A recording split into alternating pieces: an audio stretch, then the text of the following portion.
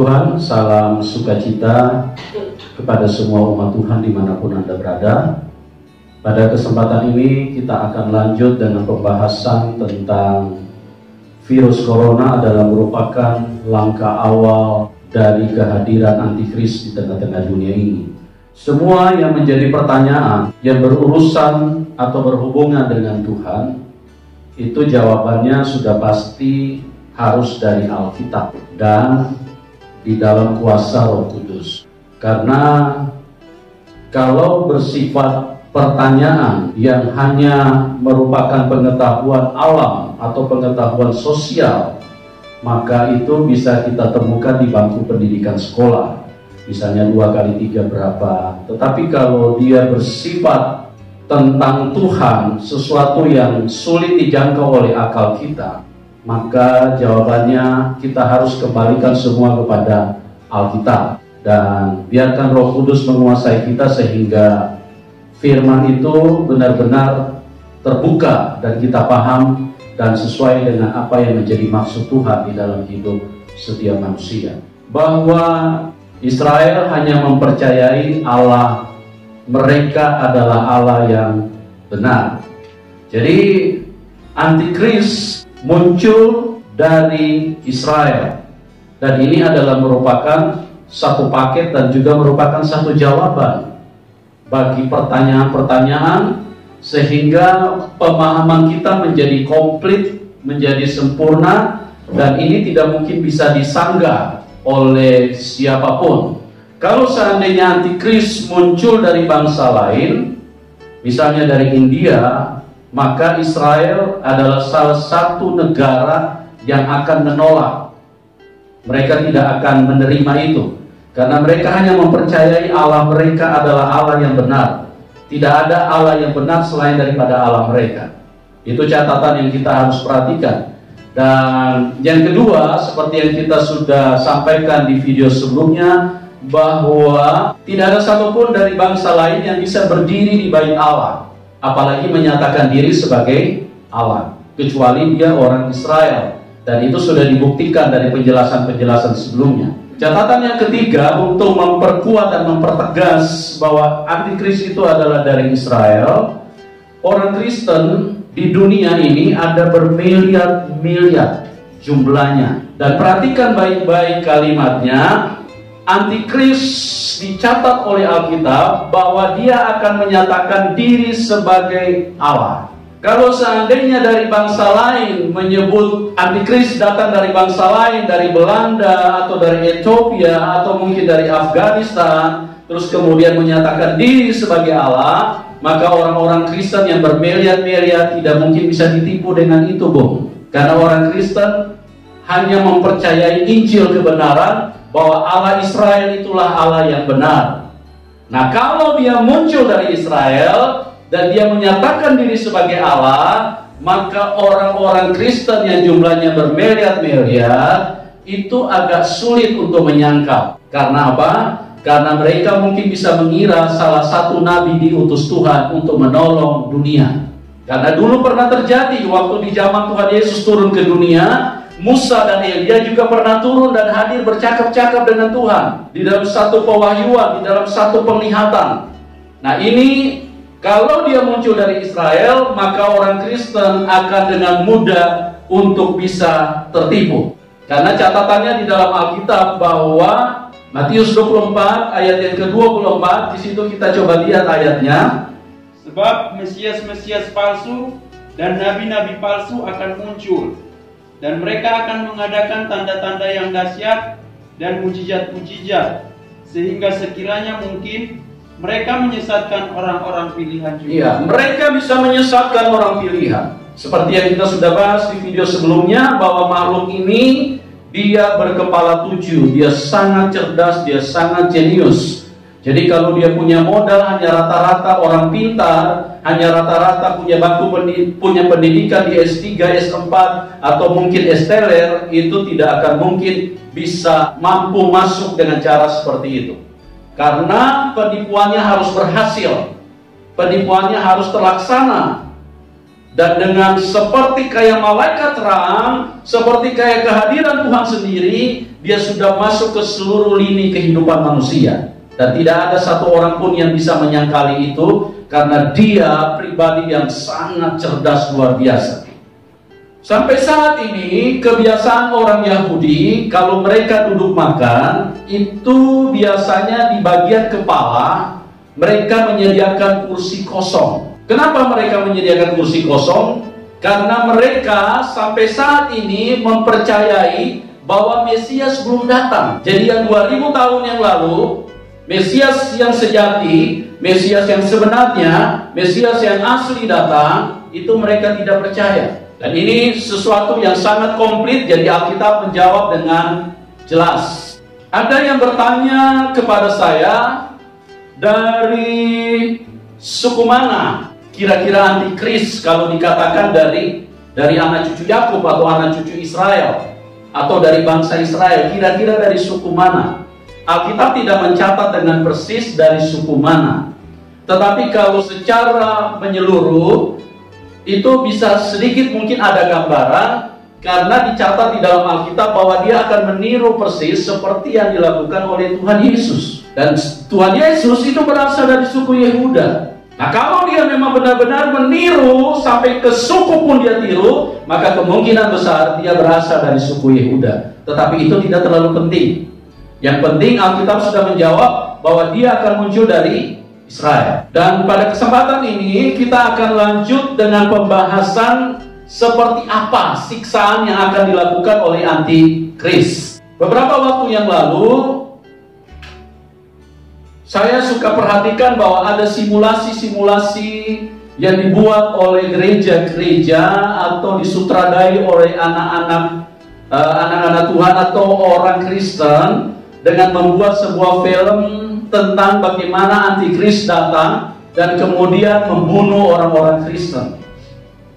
Saya coba memperhatikan salah satu video yang pernah saya lihat. Jadi dibuatlah di situ, dikemas bahwa antikris itu datang dengan mobil plat nomornya 666. Terus kemudian mereka memegang senjata. Terus kemudian mereka datang kepada gereja-gereja terus berkata, apakah kamu percaya Tuhan Yesus? Kalau orang bilang percaya, maka langsung didorong. Ini saya nggak tahu pewahyuan dari mana mereka dapat. Kalau seperti begini antikris punya cara datang, maka jangankan pendeta, anak sekolah minggu pun dia nggak bisa tipu. Nah, kalau seperti itu, kita tidak perlu berjuang mati-matian. Ada 3 catatan penting yang saya ingin share kalau misalnya terjadi seperti itu. Yang pertama saya sudah sebutkan tadi bahwa anak sekolah minggu juga sudah tahu kalau misalnya kondisi diformulasikan seperti itu. Yang kedua, berarti gereja menyangkali firman Tuhan. Kenapa saya katakan gereja menyangkali firman Tuhan?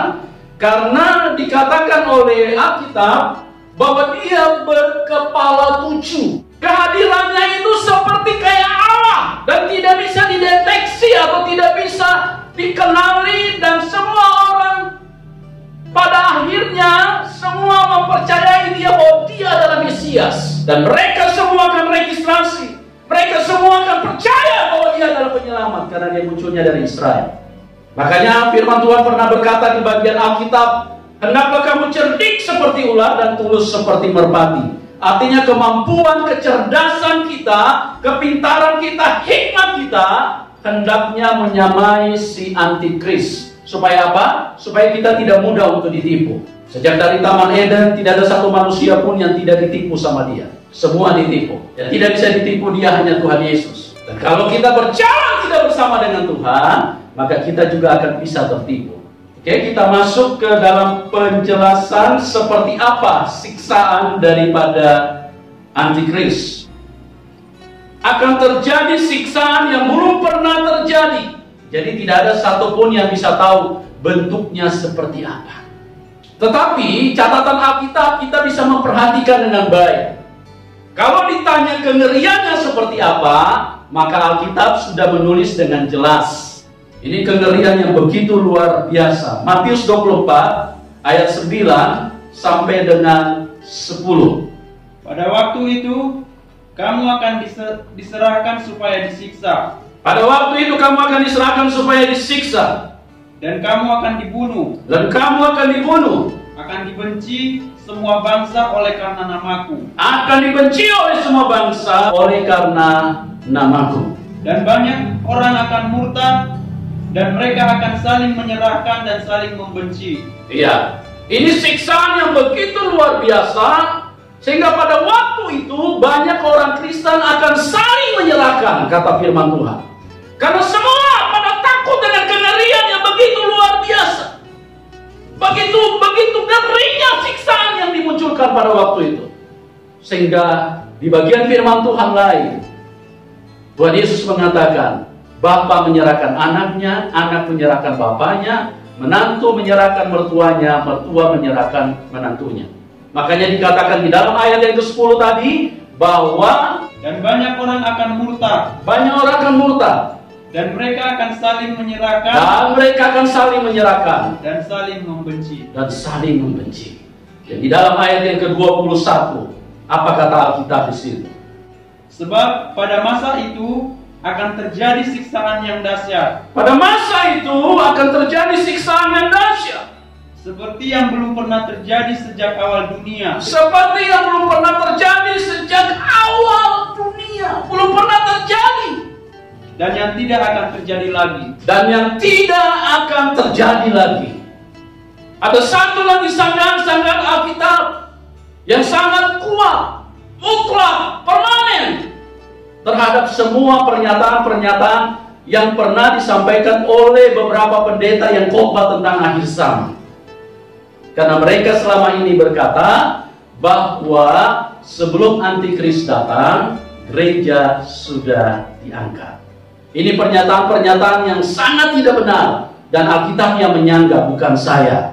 Alkitab mencatat dari semua rasul-rasul yang ada, bahkan termasuk Rasul Paulus dan rasul-rasul yang setelah Tuhan Yesus bangkit dari kematian, semua mereka pada mati disiksa, pada mati dipancung, pada mati disembelih. Bagaimana mungkin gereja mula-mula saja mengalami siksaan? Mereka dibunuh, mereka disembelih oleh karena nama Tuhan.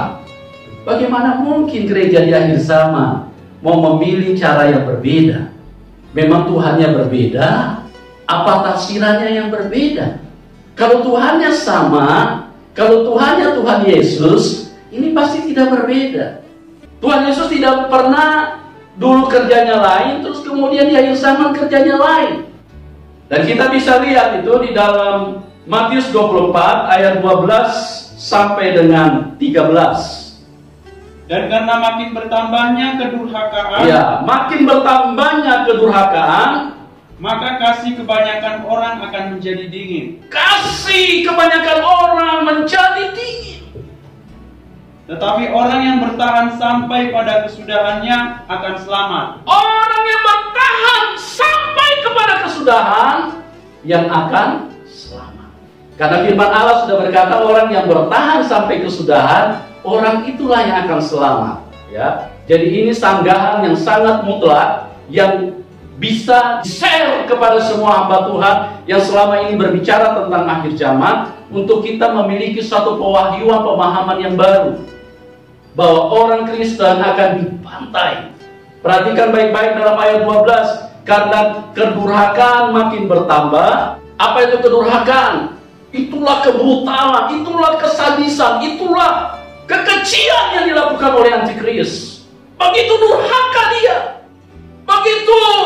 begitu brutal antikris ini, sehingga semua manusia yang ada di dalam Tuhan, kalau mereka tidak sungguh-sungguh kasih menjadi dingin, mereka akan mulai masing-masing cari selamat. Ngeri sekali, saudara. Beberapa waktu yang lalu saya pernah mendengar ada beberapa gambaran cuplikan khotbah dari pendeta-pendeta yang pernah bahas tentang akhir zaman. Salah satu yang menarik seperti ini, maksudnya menarik untuk kita lihat karena ini khotbah yang tidak sesuai dengan Alkitab. Mereka bilang begini, orang Kristen itu akan rapture sebelum antikris. Dan mereka berkata seperti ini, bahwa orang Kristen itu dibagi menjadi beberapa kelas. Ya, kalau dia grade A, maksudnya orang yang suci, yang tidak bernoda, maka dia rapture duluan. Tapi kalau dia ada bernoda-noda sedikit, nah dia tergantung di udara. Itu nanti ketemu antikris itu. Kalau dia kotor, dia najis, hidupnya seperti Yudas, kerjaannya menjadi hamba uang, ini menjadi mangsanya antikris. Ini khotbah yang sangat menyesatkan, karena Alkitab tidak mencatat seperti itu. Dengar baik-baik umat Tuhan, para hamba Tuhan dimanapun Anda berada, saya mengasihi kalian semua.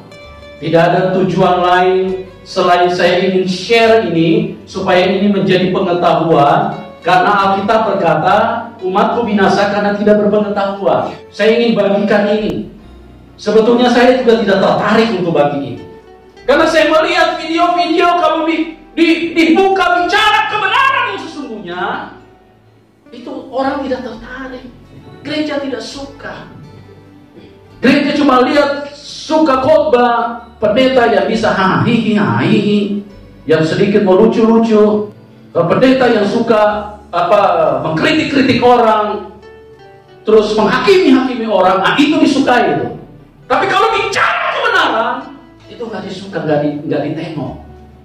Tetapi saya merasa punya beban tersendiri, karena ini Tuhan sudah bukakan. Karena firman Allah berkata, kepada siapa banyak diberi, dia akan banyak dituntut. Saya tidak bisa hanya dengan alasan karena orang tidak suka nonton YouTube kebenaran, maka saya harus mengambil sikap untuk tidak usah bikin YouTube. Karena mereka manusia lebih suka nonton yang aneh-aneh. Pendeta-pendeta yang aneh-aneh, pendeta yang suka bicara 5 roti dan 2 ekor ikan, pendeta yang suka bicara tentang kedagingan, yang hidup supaya pemuasan, berkah jasmani, yang hidup dengan hal seperti itu. Nah, itu mereka sukai. Saudaraku yang saya kasih di dalam Tuhan, kita kembali kepada apa yang saya sampaikan, bahwa penjelasan tentang gereja dibagi menjadi beberapa kriteria itu tidak benar. Tuhan itu bukan pribadi yang kurang kerjaan. Dia angkat dulu yang kudus, terus kemudian yang sedikit kudis, terus yang terakhir dia tinggalin. Nah, ini nanti yang kudis-kudis ini, yang najis-najis ini berjuang dengan kemampuan mereka. Kalau mereka bisa bertahan, percaya kepada Tuhan Yesus, nanti yang terakhir baru mereka diangkat. Ini salah, ini menyesatkan. Kenapa? Tolong dengar baik-baik, Bu. Sedangkan masih ada gereja yang benar, yang kudus, mereka hidup kudis. Apalagi kalau yang kudus sudah diangkat bersama dengan Roh Kudus, bagaimana mereka bisa hidup bertahan? Mereka tidak akan mungkin. Hanya orang yang sungguh-sungguh hidup bergantung. Tuhan hidup di dalam dia, dan dia hidup di dalam Tuhan. Hanya orang seperti itulah yang bisa bertahan sampai kepada kesudahan. Catatan lain di dalam Alkitab, bahwa Tuhan Yesus pernah berkata, barang siapa yang mau mengikut aku, ia harus pikul salibnya dan menyangkal diri. Dan ini juga satu bantahan yang sangat keras dan mutlak dan permanen, tidak bisa dibantah. Barang siapa yang mau ikut aku, dia harus pikul salib. Apa artinya salib? Apa artinya salib? Dengar baik-baik umat Tuhan. Barang siapa yang mau ikut aku dan tidak mau pikul salib, dia tidak layak menjadi pengikutku. Apa artinya? Apa maksud Tuhan? Salib itu adalah menghancurkan daging dari batok kepala sampai ke kaki. Itulah salib. Jadi Tuhan berkata, kalau kamu tidak mau pikul salib, kamu tidak layak jadi pengikutku. Nah, pendeta-pendeta yang selalu mengatakan bahwa kita rapture sebelum antikris, ini mereka pendeta-pendeta yang takut dengan salib. Pendeta-pendeta yang terlalu sayang dagingnya. Dia ajarin jemaat, dagingmu akan nyaman, tidak akan tersentuh, tidak akan dipecah-pecahkan, tidak akan dihancurkan dari batok kepala, tidak. Kamu langsung diangkat. Pokoknya yang penting hidup sungguh-sungguh cinta Tuhan, rajin ibadah, nanti langsung diangkat. Alkitab tidak berkata seperti itu. Kita gereja harus pikul salib. Kalau engkau tidak mau pikul salib dan tidak mau menyangkal dirimu, engkau tidak layak menjadi pengikut. Barang siapa yang takut kehilangan nyawanya, ia akan kehilangan nyawanya. Barang siapa yang karena aku menyerahkan nyawanya, dia akan memperolehnya kembali. Jelas catatan Alkitab, tidak bisa dibantah oleh siapapun. Kalau Anda mau bantah, silakanlah hidup dalam kebodohan. Ya, darahmu tertumpah atas kepalamu sendiri. Saya sudah sampaikan dengan tegas bahwa semua gereja akan dibantai oleh antikris. Kecuali Anda menyangkal pada saat itu, kecuali Anda menjadi kaki tangan antikris, nah Anda tidak akan dianiaya. Malah dikasih kekayaan, dikasih harta, dikasih makanan, dikasih mobil, dikasih rumah, dikasih segala-galanya. Apalagi kalau engkau bisa menjadi kaki tangan antikris untuk bisa tangkap saudara-saudaramu. Wah, engkau akan benar-benar luar biasa nyamannya. Tapi dengar baik-baik umat Tuhan, tunggu tanggal mainnya. Karena tangan Allah yang maha besar, pada waktu dia turun tangan di akhir zaman, jangankan cuma Anda yang menjadi kaki tangan, iblis akan dipelintir dari batang hidung sampai ujung jarinya, akan dipelintir jadi onde-onde sama Tuhan. Ada yang bisa melawan kekuatan Tuhan? Lebih bagus kita kehilangan nyawa, lebih bagus kita dihancurkan oleh karena nama Tuhan. Yang penting kita hidup kekal bersama dengan Tuhan. Kalau kita mau hidup dalam kebahagiaan, tunggu sampai selesai. Barang siapa yang bertahan sampai kepada kesudahannya, orang-orang itulah yang akan selamat. Nah, kita lanjutkan lagi Bapak Ibu. Kita akan masuk ke dalam seperti apa siksaannya, kengeriannya seperti apa. Coba kita renungkan dulu. Pemandangan apa yang pernah kita saksikan yang membuat kita nggak bisa tidur? Beberapa tahun yang lalu terjadi tsunami di Aceh. Tahun 2004 tanggal 26 Desember tahun 2004 sesudah Tuhan Yesus turun ke dalam dunia.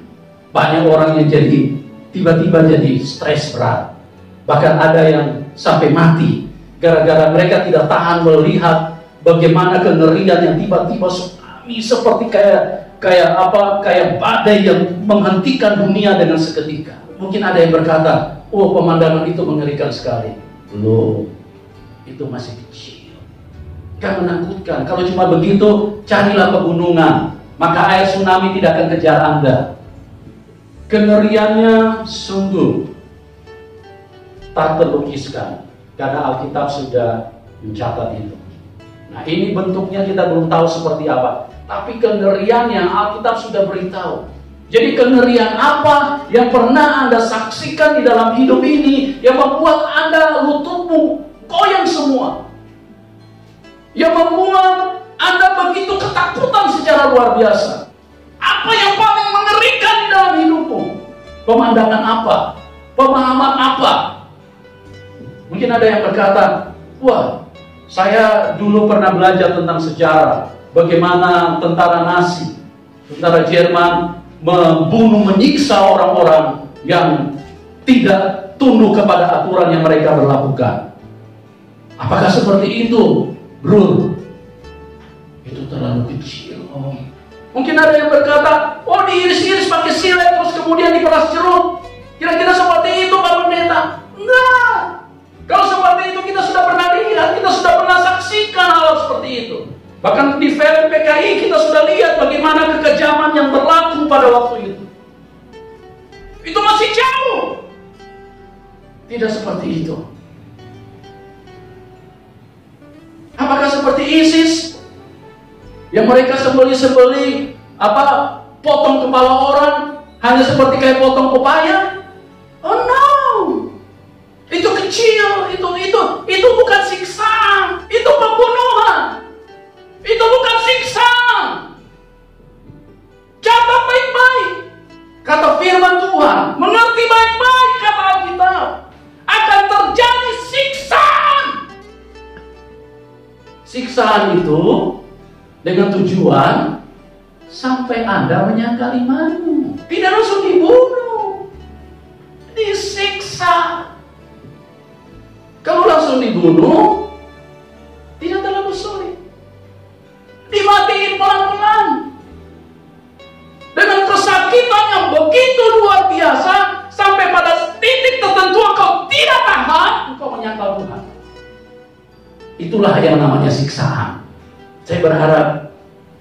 kita sungguh-sungguh memperhatikan ini. Makanya ayat di dalam Wahyu pasal yang ke-14 ayat yang ke-13, di situ jelas Alkitab berbicara apa. Dan aku mendengar suara dari surga berkata, Aku mendengar suara dari surga berkata, tuliskan, berbahagialah orang-orang mati yang mati dalam Tuhan sejak sekarang ini. Berbahagialah orang yang mati dalam Tuhan sejak sekarang ini. Sungguh kata Roh, supaya mereka boleh beristirahat dari jerih lelah mereka, karena segala perbuatan mereka menyertai mereka. Berbahagialah orang yang mati dalam Tuhan sejak sekarang ini. Sungguh kata Roh. Kenapa ayat ini muncul? Karena kalau baca di ayat sebelumnya, di situ Anda bisa temukan akan terjadi siksaan yang begitu luar biasa dan yang tidak akan pernah terjadi lagi. Baca kembali di dalam Matius 24 ayat yang ke-21. Sebab pada masa itu akan terjadi siksaan yang dahsyat, seperti yang belum pernah terjadi sejak awal dunia sampai sekarang, dan yang tidak akan terjadi lagi. Iya. Ayat yang ke-22. Dan sekiranya waktunya tidak dipersingkat, maka dari segala yang hidup, tidak akan ada yang selamat.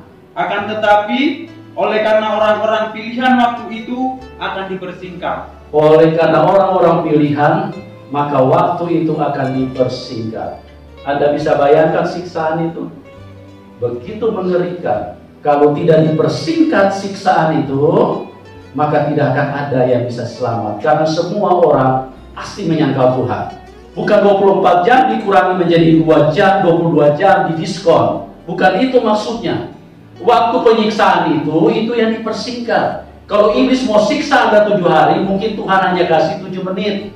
Karena orang-orang pilihan. Makanya Tuhan bilang, karena orang-orang pilihan waktu itu dipersingkat. Supaya apa? Supaya bisa selamat. Karena kalau tidak dipersingkat, tidak ada yang selamat.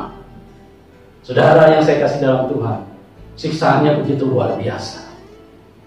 Beberapa waktu yang lalu ada seorang mendapat penglihatan.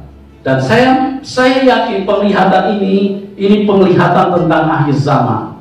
Dia melihat bahwa di dalam ada sebuah siksaan fenomena yang begitu mengerikan, yang membuat dia begitu ketakutan secara luar biasa. Dia melihat penglihatan itu, ada bayi dipres, ditaruh batu kilangan di atasnya, yang batu yang begitu besar, terus kemudian bayi dipres secara perlahan-lahan di depan orang tuanya. Dan kemudian di bagian kaki dan tangannya, keempat kaki dan tangannya itu sudah dipasang selang untuk dialirkan darah yang akan keluar dari situ. Dan antikris ada 4 orang sudah siap di situ untuk hisap darahnya. Jadi bayi itu dipres perlahan-lahan. Orang tua yang tidak tahan melihat itu, dia akan berkata, aku gak kenal Tuhan Yesus. Makanya catatan baik-baik di dalam Matius 24. Berbahagialah si mandul. Celakalah ibu-ibu yang menyusui pada waktu itu. Celakalah ibu-ibu yang hamil pada waktu itu. Karena jangankan mau urus anak, sedangkan urus diri sendiri saja belum tentu manusia bisa selamat. Catat baik-baik. Sebagai hamba Tuhan, saya selesaikan tugas saya. Saya beritahu kepada Anda semua, dimanapun Anda berada, kebenaran ini akan segera digenapi. Karena apa? Karena dua persiapan utama antikris sudah hampir selesai. Yang pertama, persiapan IT disempurnakan. Yang kedua, persiapan melumpuhkan perekonomian, kelaparan terjadi di seluruh dunia. Dan titik sentuhnya itu melalui virus corona. Ini dengan waktu yang belum diketahui kapan berakhirnya. Kalau dia terus berlangsung sampai 4-5 bulan, dunia akan tumbang dan lumpuh dengan segera. Hanya orang yang sungguh-sungguh membangun hubungan intim dengan Tuhan, hanya orang itulah yang akan hidup di dalam keselamatan dan masuk kepada kehidupan kekal bersama dengan Tuhan. Dia melihat lagi di dalam penglihatan tersebut masih hamba Tuhan yang sama. Ada satu orang ditaruh di kursi dan kemudian disetrum dengan tekanan yang begitu tinggi, tapi tidak langsung mati. Oh, dengan berteriak begitu kesakitan secara luar biasa di dalam penglihatan itu. Dengan histeris yang begitu kuat dia berteriak. Tidak ada yang bisa tolong. Karena tujuan antikris sampai engkau menyangkal baru dilepas. Dan di dalam penglihatan itu dia melihat ada orang yang terus karena dia tidak mau menyangkal imannya. Sampai begitu lama dia disiksa, disetrum pada waktu itu. Sampai akhirnya dia punya badan meledak secara berkeping-keping, hancur seperti kayak debu. Anda siap dengan siksaan seperti ini? Jangan pernah berkata, di mana Tuhan pada saat itu? Karena semua Tuhan sudah katakan di dalam firman-Nya akan terjadi siksaan seperti yang belum pernah terjadi dan yang tidak akan terjadi lagi. Jangan pernah salahkan Tuhan om tante. Jangan pernah salahkan Tuhan para hamba Tuhan. Jangan pernah salahkan Tuhan dan umatnya. Karena semua sudah ditulis di dalam firman Tuhan. Semua sudah diberitahu dalam firman Tuhan. Berikutnya kita akan bahas sesuatu bagaimana gereja harus mempersiapkan diri. Sampai di sini dulu, Tuhan Yesus berkati kita semua. Amin.